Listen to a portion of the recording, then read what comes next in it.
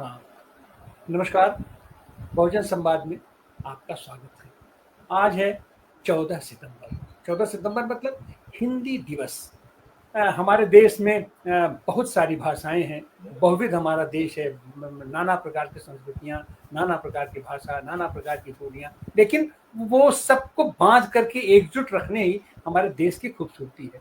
22 तो हमारे यहाँ मान्यता प्राप्त भाषाएं हैं और 122 प्रमुख भाषाएं हैं, जिसमें अगर और उसमें आगे बढ़ा जाए तो मातृभाषाओं को लेकर करीब 1600 से लेकर के 19,500 मातृभाषाएं हैं हमारे यहाँ। तो इन सब में और सब के सब अपने आप में समृद्ध हैं, लेकिन उनको बांध करके एक सूत्र में बांधने के लिए कोई तो एक भाषा चाहिए थी देश को। तो जब हमारा संविधान निर्माण हो रहा था उसी समय इसकी आवश्यकता महसूस की गई कि आखिर कौन सी भाषा ऐसी होगी जो पूरे देश को एक सूत्र में बांध सकेगी और उसको राजभाषा का दर्जा दिया जाए। इस पर तरह तरह का इस पर विमर्श होता रहा, सब लोग मिलजुल करके, लेकिन अंततः तय हुआ कि हिंदी भाषा ऐसी है जिसको कि पूरे देश के पैमाने पर हम इसको संपर्क भाषा के रूप में और राजभाषा के रूप में हम मान्यता प्राप्त कर सकते हैं। तब से आज का 14 सितंबर 1949 को जो प्रस्ताव पारित हुआ था, उसको लेकर के आज तक हम इस 14 सितंबर को हिंदी दिवस के रूप में मनाते हैं। तो पहले तो हम देश को बहुजन संवाद की ओर से और हम अपनी तरफ से हिंदी दिवस की बहुत बहुत बहुत बहुत ढेर सारी शुभकामनाएं देते हैं। आज इस पर बात करने के लिए हमारे साथ हैं महात्मा गांधी काशी विद्यापीठ के निवर्तमान प्रोफेसर, राजनीति विज्ञान के प्रोफेसर, लेकिन उससे ज्यादा आप पत्रकारिता से जुड़े हुए हैं और उससे भी ज्यादा काशी की पांडित्य परंपरा के धनी पांडित्य परंपरा में अपना पारंगत और पत्रकारिता जगत के हम तो भीष्म पितामह कहेंगे पंडित कमलापत त्रिपाठी के अनन्य शिष्य प्रोफेसर सतीश कुमार जी हमारे साथ हैं। तो हम चाहेंगे सतीश कुमार जी, आज के दिन खास करके हिंदी भाषा, हिंदी को और देवनागरी को किस तरीके से राजभाषा के रूप में स्थापित किया गया, मान्यता प्राप्त किया गया, इसके बारे में कुछ बताइए। आपने बिल्कुल उचित बयान किया तिवारी जी कि भारत बड़ी विविधताओं का देश है और आज भी वो विविधताएं हैं और इन विविधताओं के बीच बहुत सारे सूत्र थे जो हमको जोड़ते थे सांस्कृतिक एकता के, लेकिन विविधताएं बड़ी डोमिनेंट थी इसके बावजूद और 500 से कहीं ज्यादा रियासती टुकड़ों में हम बटे हुए थे। वो सब अपनी अपनी राजनीतिक समझौताएं चलाते थे। तो जब देश आजाद हुआ तो ऐसे तमाम सूत्र तलाशना और उनको आजादी का संगीताकरण करके देश में दुनिया के सबसे बड़े संवैधानिक लोकतंत्र का पौधा रोपने और उसका संवहन करने वाले संविधान की जब रचना हो रही थी तो उसमें फिरौने का काम और उसका चिंतन ये बड़ी अहमियत रखता था।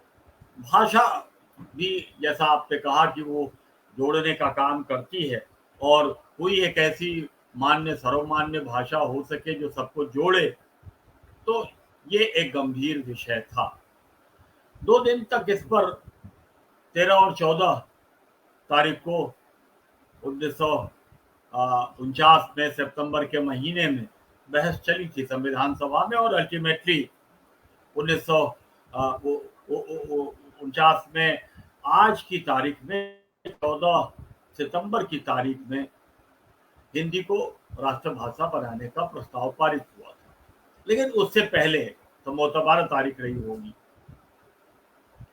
इसमें कांग्रेस संसदीय दल में विचार होना था और कोई भी विषय जो संविधान सभा में आता था और पारित होता था तो वो पहले कांग्रेस संसदीय दल में, जो संविधान सभा का कांग्रेस का संसदीय दल था जिसका बहुमत था संविधान सभा में और जो वो चाहते थे वही पारित हो पाता था, तो वहां पहले विचार विमर्श होता था। तो ये जब विषय वहां आया तो उस दिन भी और उससे पहले से भी एक सरगर्म बहस देश में चल रही थी कि एक राजभाषा क्या हो भारत की। तो इसमें 2 तरह के सुझाव थे। जो कांग्रेस की और देश की बड़ी लीडरशिप थी, जिसमें खुद राष्ट्रपिता महात्मा गांधी भी थे, उनका अभिमत ये था कि हिंदुस्तानी भाषा को राजभाषा के रूप में एडॉप्ट किया जाए। अब आप कहेंगे कि हिंदुस्तानी जैसी तो कोई भाषा है नहीं, लेकिन एक हिंदी के साथ तमाम और भाषाओं की शब्दावलियों को मिला जुला करके जो हिंदुस्तान में प्रचलन में, बोलचाल में, क्योंकि न जाने कितने उर्दू के शब्द हैं जिनको हम समझते नहीं कि ये शब्द उर्दू के हैं और उर्दू में फारसी से आए हैं, लेकिन हिंदी में बखूबी उनका प्रयोग होता है। बखूबी शब्द का भी प्रयोग मैंने कर दिया, ये भी हिंदी का शब्द है। तो ऐसे न जाने कितने शब्द हैं जिनका प्रयोग हिंदी में होता रहता है। तो इस तरह की जो बोलचाल की भाषा है, दक्षिण भारत के मुसलमान से मिलिएगा तो आपको लगेगा कि लखनऊ का आदमी आपको मिल गया है, बड़े आराम से आप बात करिएगा। उससे पूछेगा कि आप उत्तर भारत में कितने दिन रहे, तो वो बताएगा कि वो तो कभी गया ही नहीं है उत्तर भारत में। वो ऐसी भाषा बोलता है, क्योंकि उस कम्युनिटी की एक ऑल इंडिया लैंग्वेज है जो हिंदी उर्दू मिश्रित एक प्रकार की भाषा है, और वो अच्छे से आप बात कर सकते हैं, समझ सकते हैं। तो इसको उन लोगों ने हिंदुस्तानी की संज्ञा दी, जिसमें जो आप कह रहे थे कि जोड़ने वाला जो भाव है, वो भाव इसमें महसूस करके हमारी लीडरशिप, महात्मा गांधी, जवाहरलाल नेहरू, सरदार वल्लभ भाई पटेल, मौलाना आजाद, अम्बेडकर साहब, ये सब लोग चाहते थे कि हिंदुस्तानी को राजभाषा बनाया जाए। लेकिन एक तबका हिंदी को लीड करने वाला संविधान सभा में बहुत डोमिनेंट,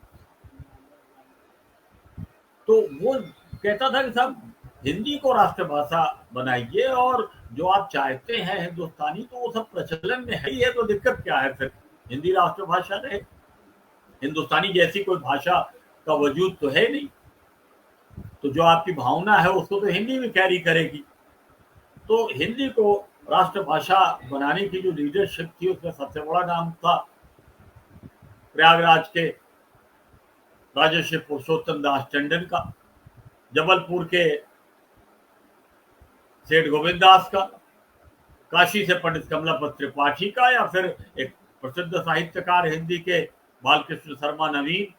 ये चार विभूतियां थी जो भारत की संविधान सभा में हिंदी की पक्षधर मानी जाती थी, हिंदी के संरक्षक मानी जाती थी राजनीतिक नेतृत्व के बीच। तो मतांतर कांग्रेस संसदीय दल की बैठक में भी बहुत शार्प था, बहुत तीखा था, और अल्टीमेटली तय नहीं हो पाया कि राष्ट्रभाषा का क्या स्वरूप हो जाए। और एक डेमोक्रेटिक लीडरशिप थी, जवाहरलाल जी जैसा दुनिया का अपने दौर का सबसे बड़ा डेमोक्रेट कांग्रेस संसदीय दल का नेता था, संविधान सभा के सदन का नेता था, तो कोई चीज थोपने की मनोवृत्ति तो उस लीडरशिप में होती नहीं थी। एक मतभेद था और मतभेद पे बहस थी, और अल्टीमेटली हुआ कि भाई मतदान से तय कर लिया जाए, ज्यादा लोग जो चाहते हो, जो लोकतंत्र में होता है, तो फिर वही अडॉप्ट किया जाए। तो मतदान कोई पर्ची डाल करके नहीं हुआ, खुला मतदान था, इसलिए कठिन था वो मतदान। और ये तय हुआ कि एक तरफ जवाहरलाल नेहरू खड़े हो जाते हैं, एक तरफ राजर्षि पुरुषोत्तम दास टंडन खड़े हो जाते हैं। तो जो लोग हिंदी के पक्ष में है वो टंडन जी की तरफ जाके खड़े हो जाएं, और जो लोग हिंदुस्तानी के पक्ष में है वो जवाहरलाल जी की तरफ खड़े हो जाएं, गिनती हो जाएगी। ये वाकया बार बार हमें पंडित कमलापत त्रिपाठी काशी में सुनाया करते थे, लिखा भी है। तो पंडित जी त्रिपाठी जी ये बताते थे कि मेरा धर्म संकट ये था कि जवाहरलाल जी को क्रॉस करके टंडन जी की तरफ जाना था, जिधर हम बैठे हुए थे वहां से अपोजिट साइड में टंडन जी खड़े थे, और कमलापत त्रिपाठी, बाबूराव मिश्र पराड़कर की, जिन्होंने बहुत सारे शब्द गढ़े हिंदी पत्रकारिता के माध्यम से। ये राष्ट्रपति शब्द उन्हीं का गढ़ा हुआ है, सर्वश्री शब्द जो प्रयोग होता है ये उन्हीं का गढ़ा हुआ है। तो उनके शिष्य थे पंडित कमलापत त्रिपाठी, और जैसा आपने कहा कि एक मूर्धन्य संपादक और पत्रकार थे हिंदी पत्रकारिता जगत में, उनकी एक स्थापित साख थी, और हिंदी साहित्य लेखन से भी उनका रिश्ता था। गांधी साहित्य में बहुत कुछ लिखा उन्होंने। तो उनका धर्म संकट ये था जो बताते थे कि जवाहरलाल जी को क्रॉस करके आगे जाना आसान काम तो था नहीं। और जब वो आगे बढ़ने लगे जवाहरलाल जी के सामने से, तो जवाहरलाल जी ने उनको तो टोक भी दिया, और तो नहीं किसी को टोका, लेकिन उनको तो टोक भी दिया, क्यों कमला तुम भी? तो हाथ जोड़कर हाँ महाराज, माँ की तरफ में तो चला। और बाद में जब दो खेमों में लोग खड़े हो गए तो गिनती हुई, तो केवल एक वोट हिंदी के पक्ष में हिंदुस्तानी के मुकाबले ज्यादा था, और इस तरह से हिंदी की विजय कांग्रेस संसदीय दल में हुई। कमलापति जी कहते थे कि कहीं नेहरू जी के दबाव में, उनके टोकने के बाद, या जिन महान नेतृत्व जिन लोगों का था, गांधी नेहरू का, जिनके साथ हम काम कर रहे थे, और जो हमारी मातृभाषा के प्रति जो निष्ठा थी, हिंदी के प्रति, दोनों के द्वंद्व में अगर कहीं हम रुक गए होते तो एक ही वोट का तो मामला था, निर्णय पलट जाता। लेकिन वो कहते थे कि यह हमारे लिए गौरव की बात है कि हमारे उस वोट से हिंदी के पक्ष में फैसला हुआ। और एक, जैसा मैंने कहा कि डेमोक्रेटिक लीडरशिप थी, कोई इम्पोज किसी चीज को करने वाली लीडरशिप नहीं थी। और हिंदुस्तानी की भी मांग हो रही थी, तो उसमें भी यही था कि लिपि तो देवनागरी ही रहेगी, जो हिंदी के लिए प्रयोग में लाई जाती है, उसी लिपि में हिंदुस्तानी भी लिखी जाएगी। तो ये तय हो गया कि हिंदी राष्ट्रभाषा होगी। और दूसरे दिन सदन में संविधान सभा के हिंदी को राष्ट्रभाषा बनाने का प्रस्ताव पेश करवाया पंडित जवाहरलाल नेहरू ने, जो सदन के नेता थे, कांग्रेस संसदीय दल के नेता थे। और हर जो स्टेप होता था उन लोगों का, उसमें सबसे बड़ा उस समय जो सवाल उन लोगों के दिमाग में रहता था वो ये कि हर दृश्य को, जो नेशनल इंटीग्रेशन का प्रोसेस था, उस नजरिए से वो लोग देखते थे। क्योंकि देश आजाद हुआ तो आजादी के साथ केवल भारत और पाकिस्तान नहीं बना था, 365 और प्रिंसली स्टेट्स जो थी, देसी रियासतें जो थी, उनको अंग्रेज आजाद घोषित कर गए थे। और एक बड़ा भारी टास्क था नेशनल इंटीग्रेशन का, जो उस समय की लीडरशिप ने पूरा किया। कुछ में कठिनाइयां आई, बहुत सारी एकमतें लगानी पड़ी, कुछ लोग आसानी से तैयार हो गए, पुराने रजवाड़े, लेकिन अल्टीमेटली सबको मानना पड़ा था, क्योंकि जो जनता थी वो भारत के पक्ष में थी। सारी रियासतों का भी जनमानस, जनमत जो था वो भारत के पक्ष में था। इवन जहां लोग अड़े हुए थे, हैदराबाद का भी जनमत भारत के पक्ष में था, और जम्मू कश्मीर का भी जनमत भारत के पक्ष में था, और जूनागढ़ का भी जनमत भारत के पक्ष में था। तो वो एक नेशनल इंटीग्रेशन का प्रोसेस चल रहा था, उस दौर का ये वाकया था। तो जो प्रस्ताव पेश करना था वो जवाहरलाल जी खुद भी कर सकते थे, या इन चारों नेताओं में किसी से करा सकते थे, लेकिन किसी हिंदी भाषा भाषी से उन्होंने वो प्रस्ताव पेश नहीं कराया। एक गैर हिंदी भाषा भाषी इलाके से आने वाले, दक्षिण भारत से आने वाले गोपाल शंकर अयंगर को कहा गया, और उन्होंने हिंदी को राष्ट्रभाषा या राजभाषा बनाने का प्रस्ताव भारत की संविधान सभा में पेश किया। तो इसके पीछे भी एक नेशनल इंटीग्रेशन का मैसेज था, जोड़ने की, एक धुरी बनाने का संदेश इसके पीछे था। और 2 दिन की बहस के बाद आज की तारीख में 14 सितंबर की तारीख को ये प्रस्ताव पारित हुआ, और हिंदी राजभाषा के रूप में अडॉप्ट हुई, इस शर्त के साथ कि संपर्क भाषा के रूप में 15 साल तक अंग्रेजी काम करती रहे। ये अलग बात है कि 15 साल के बाद भी वो स्थिति सर्वग्राह्यता की बन नहीं पाई हिंदी की। और भाषा आंदोलन उस समय 1965 का जिस तरह से चला, उसमें वो जो प्राविधान था कि संपर्क भाषा के रूप में अंग्रेजी काम करती रहेगी, भले हिंदी राजभाषा है, राष्ट्रभाषा है, वो स्थिति आज भी कायम बनी हुई है। और मैं नहीं समझता कि इसके लिए जो गैर हिंदी भाषी इलाके के लोग, और खास करके दक्षिण भारत के जो लोग हैं, वही दोषी हैं। मेरा मानना है कि इसके लिए हिंदी भाषी इलाकों के लोग भी दोषी हैं कि हिंदी को वो प्रतिष्ठा नहीं मिल पा रही। हम हिंदी को लेकर के बड़े मताग्रही तो हैं, लेकिन हिंदी के प्रति, अपने दायित्व बोध के प्रति जितना हमको चैतन्य होना चाहिए, वो चेतना हिंदी भाषी समाज प्रदर्शित नहीं करता है। ज्यादातर हिंदी भाषी लोग शुद्ध हिंदी न बोल पाते हैं, न शुद्ध हिंदी लिख पाते हैं। एक पैराग्राफ शुद्ध नहीं लिख सकते पढ़े लिखे लोग, जिनके पास यूजी पीजी की डिग्रीज हैं या पीएचडी भी है। एक पेज दे दीजिए तो बिल्कुल शुद्ध हिंदी लिख दें, संभव नहीं। हिंदी के बड़े प्रबल समर्थक जब आजकल सोशल मीडिया पे लिखते हैं तो हिंदी में टाइप करना नहीं आता उनको, और हिंदी को अंग्रेजी में टाइप करते हैं, हिंदी या अंग्रेजी में लिखते हैं। तो हिंदी के प्रति मताग्रह तो हम पालते हैं, लेकिन हम दायित्वबोध कितना जीते हैं हिंदी के प्रति। और दूसरी चीज कि हम ये तो चाहते हैं कि गैर हिंदी भाषी लोग जो है, खास करके साउथ इंडिया के लोग भी, वो हिंदी को अडॉप्ट कर भी रहे हैं वो। लेकिन हमारी भी कोई ड्यूटी है, क्योंकि बाद में त्रिभाषा फार्मूला आया। हर भारतीय को कम से कम, ठीक है अंग्रेजी जरूरी है तो जानो, लेकिन हिंदी जानो, राष्ट्रभाषा है, लेकिन एक और भारतीय भाषा उसको जाननी चाहिए और उनका शिक्षण भी होना चाहिए। लेकिन त्रिभाषा फार्मूले पर मैं नहीं समझता कि हिंदी भाषी इलाकों में कोई ठोस काम हुआ। हम मताग्रही तो रहे हिंदी को लेकर के, लेकिन जो दीगर भाषाएं हैं जिनके लिए आपने कहा कि वो सभी समृद्ध भाषाएं हैं, समृद्ध साहित्य है उन सब में, ये उनके प्रति भी हिंदी भाषी लोगों का भी दायित्व बनता है।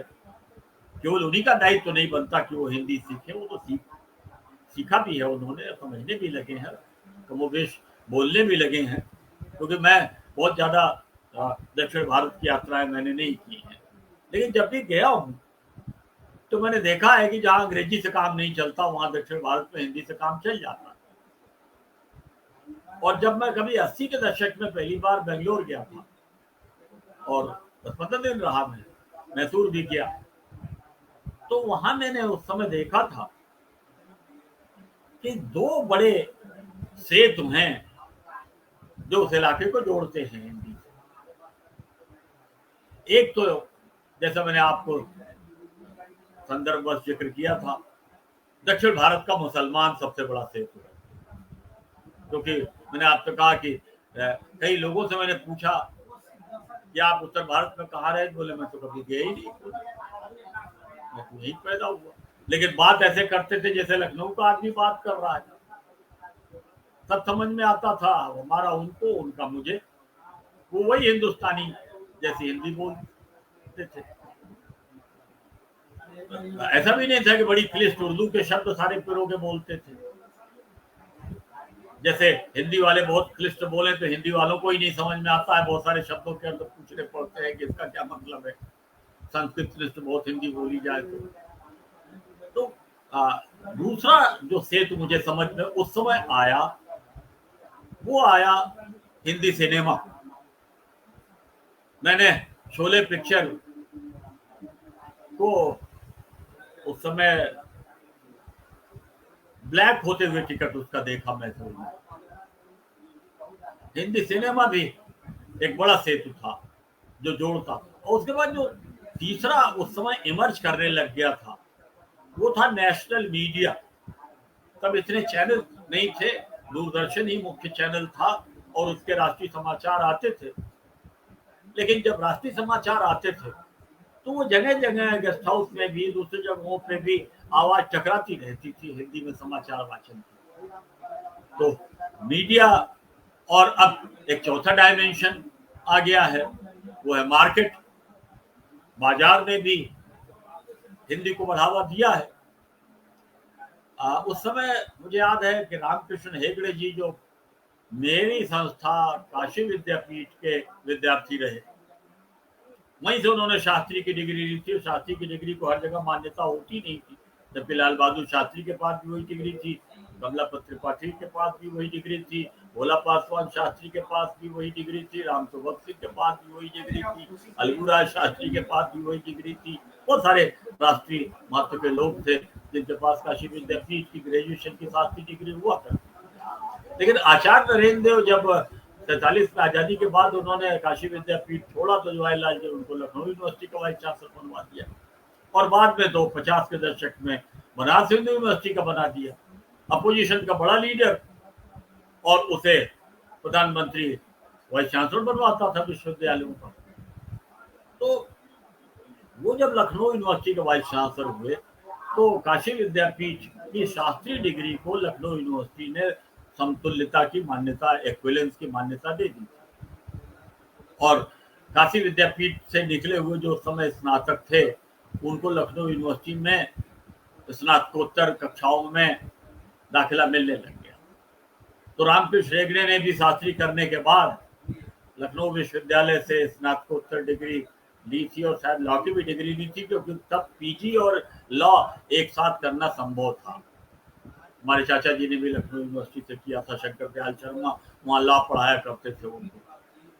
तो वो रामकृष्ण हेगड़े, उनका फर्स्ट टेन्योर था, वो कर्नाटका के उस समय चीफ मिनिस्टर थे, और मैं उनके अतिथि के रूप में ही था, क्योंकि उनके साथ मैं गया। वो भी अब नहीं रहे, विजय कुमार जी, वो रामकृष्ण हेगड़े जी के सहपाठी काशी विद्यापीठ में हुआ करते थे, तो उन्हीं के साथ गया था।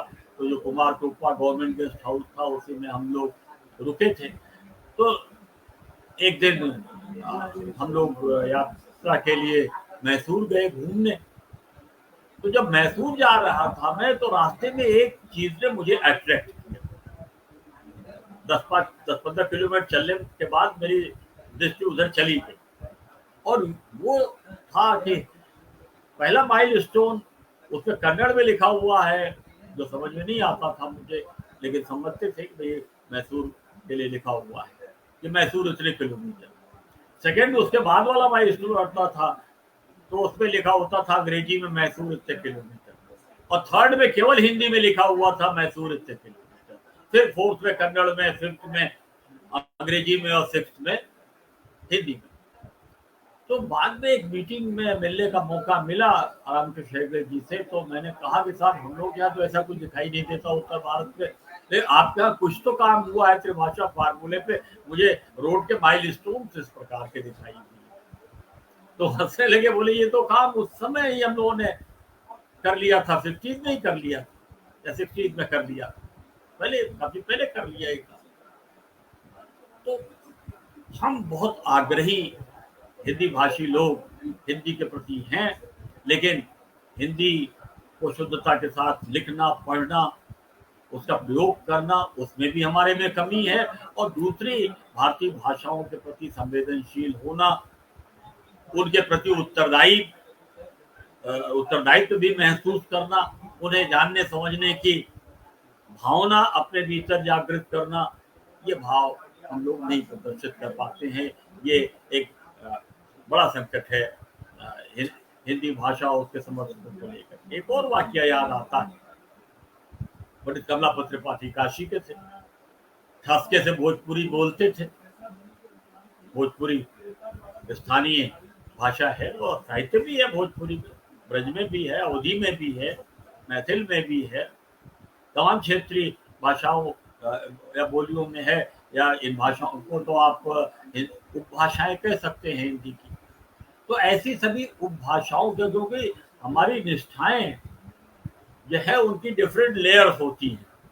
भाषा के मामले में भी वो अपनी बिल्कुल स्थानिक जो भाषा है उसके प्रति भी हमारी निष्ठा है, फिर हिंदी के प्रति भी हमारी निष्ठा है, या गैर हिंदी भाषी का क्षेत्र है उसके यहाँ भी कोई स्थानीय इस तरह की भाषा होगी, फिर उसकी अपनी भाषा होगी, वो तमिल हो, तेलुगु हो, या कुछ और हो, बंगाली हो। फिर उसके बाद राजभाषा हिंदी है तो उसके प्रति भी एक निष्ठा उससे अपेक्षित है कि होनी चाहिए जी। तो कभी कभी लोग आते थे त्रिपाठी जी के पास, मैं देखता था, क्योंकि वो बाद में वो जो मंडली थी बालकृष्ण शर्मा, नवीन और पुरुषोत्तम दास टंडन और सेठ गोविंद दास, तो इनमें तो सबसे ज्यादा दिनों तक बाद में जीवित तो कमलापत त्रिपाठी ही थे, और लोग तो उनका तिरोधान हो चुका था। और दिल्ली का दौर जो था, चाहे केंद्रीय मंत्री के रूप में, राज्यसभा के लीडर ऑफ अपोजिशन के रूप में, कांग्रेस के वर्किंग प्रेसिडेंट के रूप में दिल्ली में कमलापति रहते थे, तो राजनीतिक हल्के में वो हिंदी के सबसे बड़े संरक्षक थी, उनकी एक स्थापित इमेज थी। हिंदी पत्रकारिता और हिंदी साहित्य के लोगों से वहाँ उनका एक सक्रिय संबंध था दिल्ली में। तो उनके पास कभी कभी भोजपुरी के लोग आते रहते थे या दूसरे इलाकों में जाते थे, कलकत्ता वगैरह में तो भोजपुरी समाज के लोग फंक्शन वगैरह करते थे तो उसे भी जाते थे। लेकिन जब कोई ये कहता था कि भोजपुरी को 8वीं अनुसूची में संविधान की शामिल करा करके उसको संवैधानिक मान्यता दिला दीजिए तो भड़क जाते थे, बड़ी तेजी से भड़कते थे, विफर पड़ते थे ऐसे लोगों के ऊपर कि आप लोग हिंदी का नाश करना चाहते हो। जितनी ऐसी हिंदी की तमाम उपभाषाएं हैं, कुछ को तो मान्यता मिल भी गई है, सारी मान्यता ले लें संविधान में और सब संविधान की मान्यता प्राप्त भाषाएं हो जाएगी। तो अगर जनगणना होगी तो क्या लिखाओगे अपनी मातृभाषा? भोजपुरी की हिंदी, अवधी की हिंदी, ब्रज या हिंदी, मैथिल या हिंदी, क्या लिखाओगे? और अगर सब लोग अपनी अपनी भाषाएं लिखाने लगेंगे, जैसे पंजाब में हुआ, वहां हिंदू अपनी भाषा हिंदी लिखाने लग गए, अब बोलचाल में घर और बाहर सब जगह पंजाबी बोलते हैं जी। अगर पंजाबी लिखाते तो थोड़ा वहाँ की भाषाई राजनीति का स्वरूप बिल्कुल भिन्न होता पंजाब से। तो बोले इस तरह से तो आप लोग हिंदी को अल्पसंख्यक भाषा बना करके रख दोगे देश में, जिसे इतना लड़ करके हम लोगों ने राजभाषा का दर्जा दिलाया। तो ऐसी छोटी छोटी बातों के प्रति बड़े सजग रहते थे। हमारी, जैसा मैंने कहा कि निष्ठाओं की डिफरेंट लेयर्स होती हैं, गांव के प्रति भी हमारी निष्ठा होती है, जाति के प्रति भी होती है। लेकिन गांव का आदमी जब शहर हमारे पास आता है तब थोड़ी देखते हैं कि किस जाति का है, तो अपने गांव का है। या हमारे कहीं और हम रहने लगते हैं तो हमारे जिले का है, या हम किसी और प्रांत में रहते हैं तो मुझे लगता है कि उत्तर प्रदेश का आदमी आ गया, बुलंदशहर का है तो अपना है। या अमेरिका में रहने लगता है आदमी तो केरल वाला आदमी भी अपना लगता है। तो ये डिफरेंट लेयर्स हैं। आदमी सारी निष्ठाएं जीता है, लेकिन छोटी निष्ठा बड़ी निष्ठा के अधीन रहे, उसके अनुशासन में रहे। गांव की निष्ठा हो, जिले की निष्ठा हो, प्रांत की निष्ठा हो, राष्ट्र की निष्ठा हो और पूरी मानवता की निष्ठा। तो ये सारी निष्ठाएं नैसर्गिक हैं। और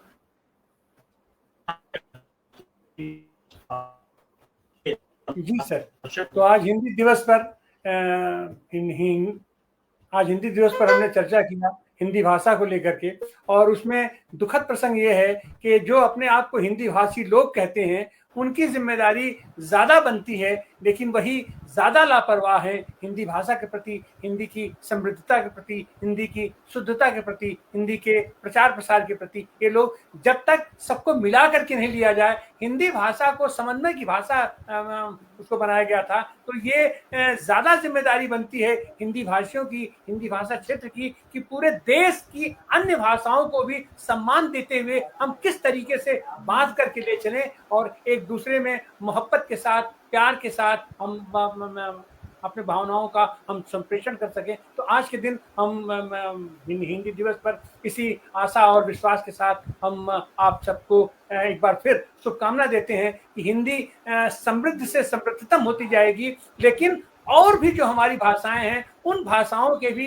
विकास में, उनके विस्तार में, उनकी उन्नयन में कहीं कोई कमी नहीं आएगी। हम सब लोग मिलकर के भारत की जितनी भाषाएं हैं, भारत की जितनी बोलियां हैं, हर बोली, हर मातृभाषा अपने आप में बहुत ही सुखद अनुभव देती है। जब हम कोई भी व्यक्ति अपनी मातृभाषा में करते हैं तो कुछ ज्यादा बेहतर तरीके से कर लेते हैं, लेकिन सबको सम्मान देते हुए एक तो संपर्क सूत्र में बांटने वाली भाषा चाहिए ही। और अगर वो हमारी अपनी भाषा होगी, हमारे अपने देश की भाषा होगी, हमारे अपनी मट्टी की भाषा होगी, तो निश्चित रूप से हम सबके लिए सुखद होगा। तो आज हम हिंदी दिवस पर आप सब लोगों को ढेर सारी शुभकामनाएं देते हैं और उम्मीद करते हैं कि आने वाले दिनों में हिंदी भाषा का इसका भाषा विज्ञान, इसके साहित्य, इसकी कला, इसकी तमाम विधाओं में हम उन्नत तरीके से हम आगे बढ़ सकेंगे, हम इसका विस्तार सकेंगे। बहुत बहुत धन्यवाद प्रोफेसर सतीश जी, आपको इस अमूल्य अपने